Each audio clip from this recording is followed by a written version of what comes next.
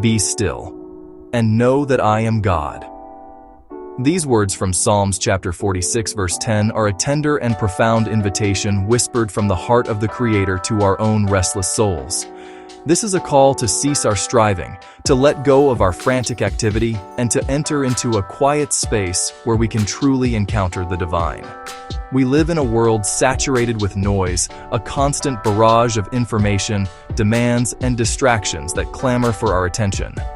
Our minds are often full, our schedules are packed, and our spirits are weary from the relentless pace of modern life.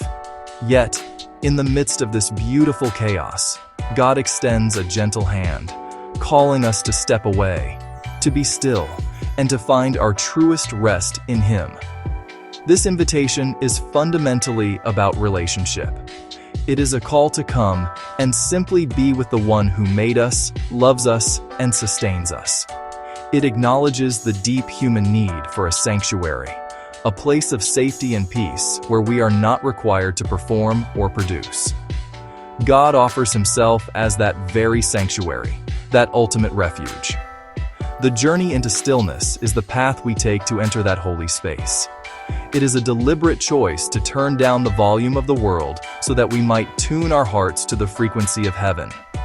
At its core, silence is much more than the mere absence of noise.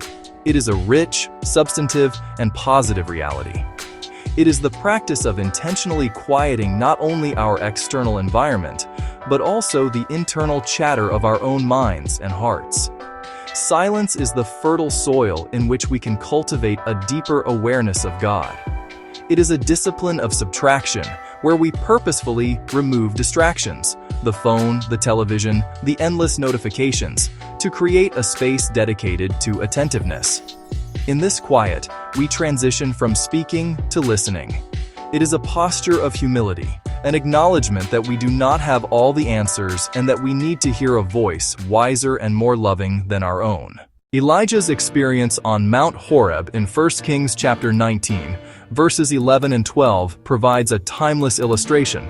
He was expecting to find God in the dramatic and the spectacular, the great wind, the earthquake, the fire. But God was not in any of them. Instead, He came in a gentle whisper or a still small voice. This powerful narrative teaches us that God's most profound communications often come not in the thunderous noise of our lives, but in the quiet interludes.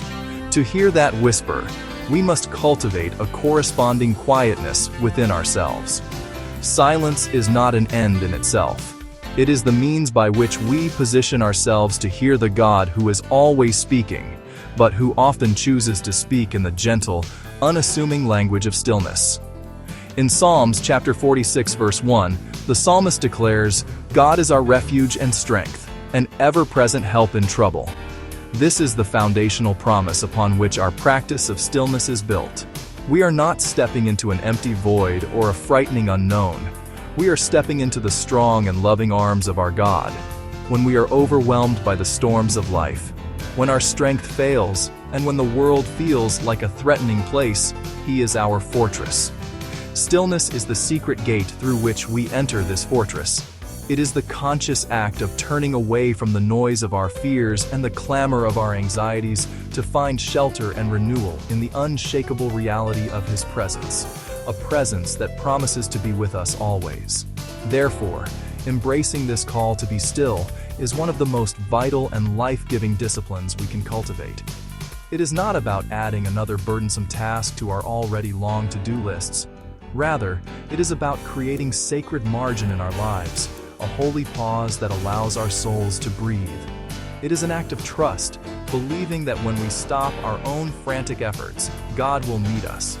It is an act of love, responding to the one who first loved us and longs for our companionship. This journey is not for a select few spiritual giants. It is for every weary traveler, every busy parent, every stressed student, and every seeking heart. It is a universal invitation to come and find the deep, abiding peace that can only be found in God. Habakkuk chapter 2 verse 20 reminds us, "But the Lord is in His holy temple, let all the earth be silent before Him." By quieting our own inner world, we allow the Lord's presence to bring order and light to our confusion. If silence is the art of listening, then solace is the art of receiving.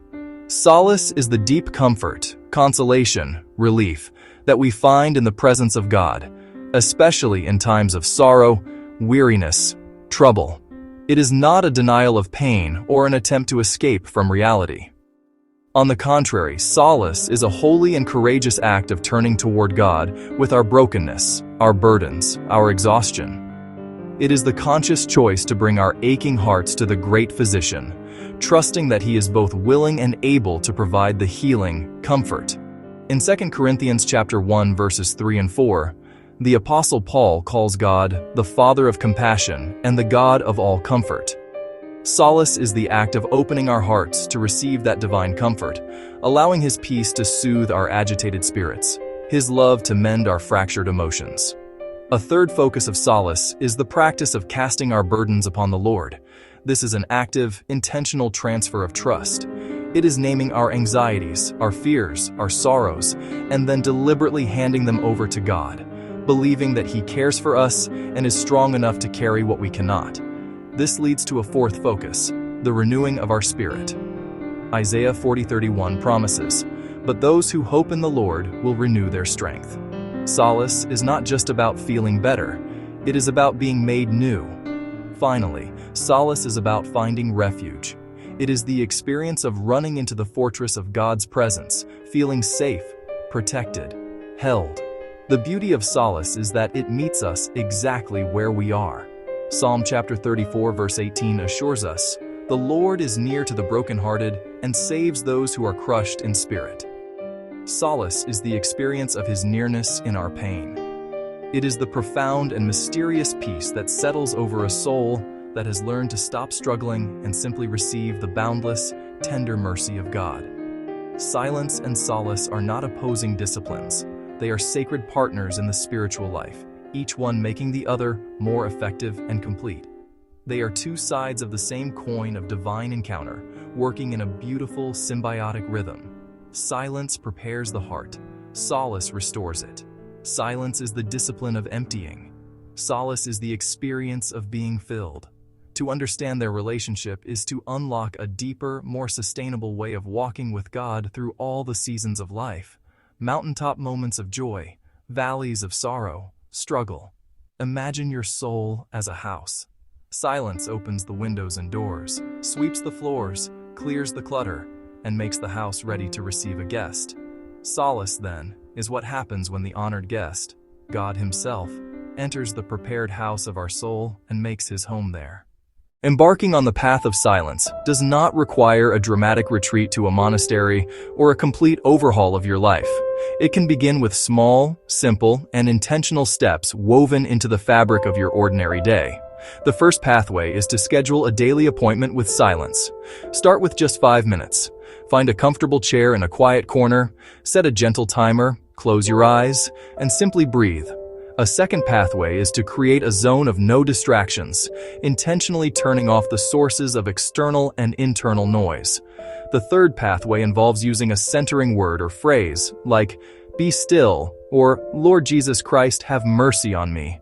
Fourth, practice the art of noticing without engaging.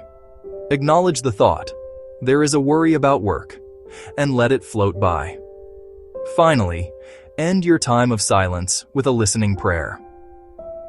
Lord, is there anything you want to say to me today? Just be open and patient. Just as there are practical steps into silence, there are also gentle and accessible pathways into the experience of solace. The first step is to name your need honestly before God. Say, "Lord, today I feel overwhelmed," or "My heart is heavy with sadness," or "I am so tired." Psalm 46 verses 1 encourages us to pour out our hearts to Him, for God is our refuge. Second, immerse yourself in the comfort of the Word of God. Psalm 34:18. The Lord is near to the brokenhearted. Matthew chapter 11 verses 28 and 29. Come to me, all you who are weary. A third pathway is to engage your body in the act of receiving. Place a hand over your heart. Exhale anxiety and sorrow. Inhale God's peace and presence. Fourth, practice the discipline of relinquishment. Choose one specific burden and give it to God in prayer. Lord, I give this to you. I cannot carry it anymore. I trust you with it. Finally, linger in His presence. After you have prayed, sit in quiet rest.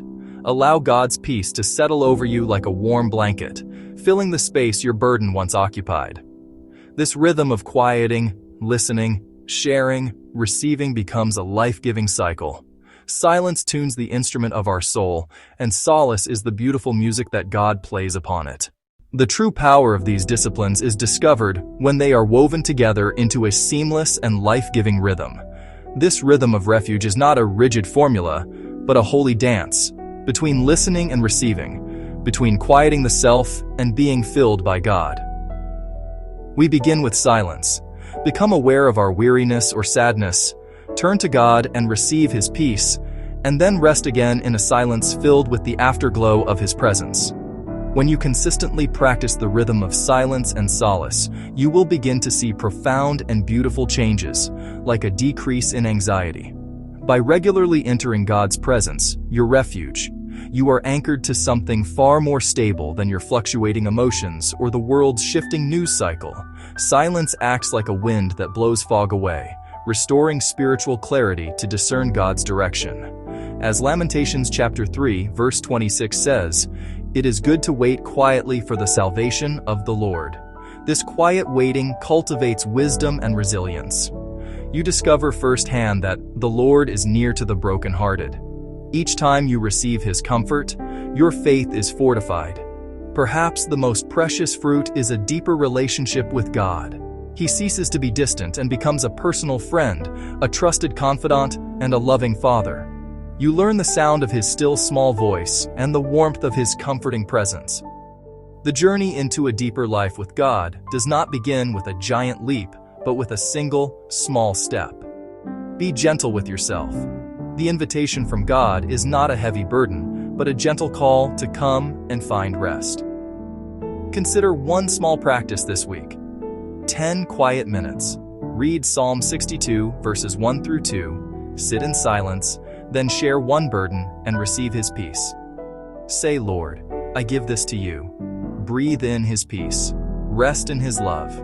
Listen with your heart. Trust that He will honor your small step and meet you there. He is waiting, eagerly and lovingly, for you to turn toward Him.